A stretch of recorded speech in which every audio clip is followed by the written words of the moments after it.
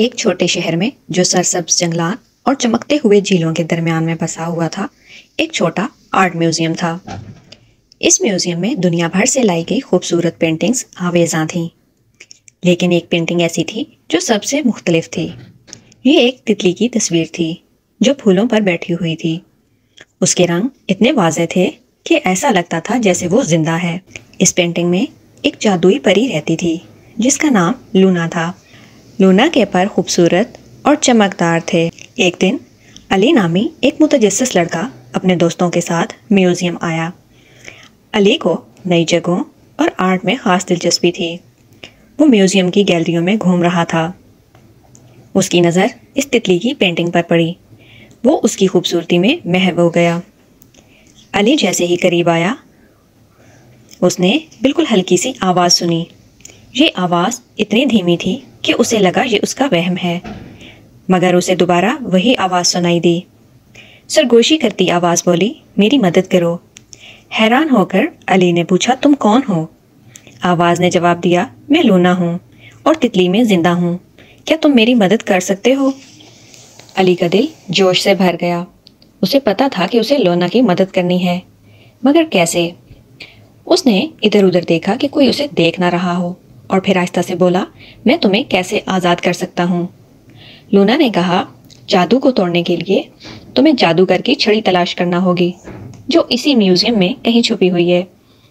جب تم اسے ڈھونڈ لو تو اسے پینٹنگ سے چھو دینا، میں آزاد ہو جاؤں گی۔ علی نے چھڑی کو تلاش کرنا شروع کیا۔ اس نے ہر جگہ دیکھا، تصویروں کے نیچے، مجسموں کے پیچھے، وہ ہر جگہ اسے ڈھونڈتا رہا۔ کافی دیر بعد آخر کار ایک قدیم گلدان کے پیچھے اسے ایک چھڑی ملی۔ چھڑی پر بہت سے قدیم نقش و نگار تھے، اور اس کے سرے پر ایک قیمتی پتھر تھا جو ہلکی سی روشنی دے رہا تھا۔ علی چھڑی لے کر فوراً پینٹنگ کی طرف گیا اور اسے کینوس سے چھوا۔ فوراً ہی جادوئی روشنی سے کمرہ بھر گیا، اور لونا تتلی پری سے پینٹنگ سے باہر نکل آئی۔ اس کے پروں پر کوسے قزح کے رنگ چمک رہے تھے، اور اس کی آنکھوں میں شکر گزاری کی چمک تھی۔ شکریہ بہادر لڑکے، لونا نے مسکرا کر کہا، تم نے مجھے جادوگر کے طلسم سے آزاد کر دیا۔ میں ہمیشہ تمہاری شکر گزار رہوں گی۔ علی نے پوچھا، تمہیں یہاں کس نے قید کیا تھا اور تم کون ہو؟ لونا نے بتایا کہ میں جنگل کی نگہبان تھی۔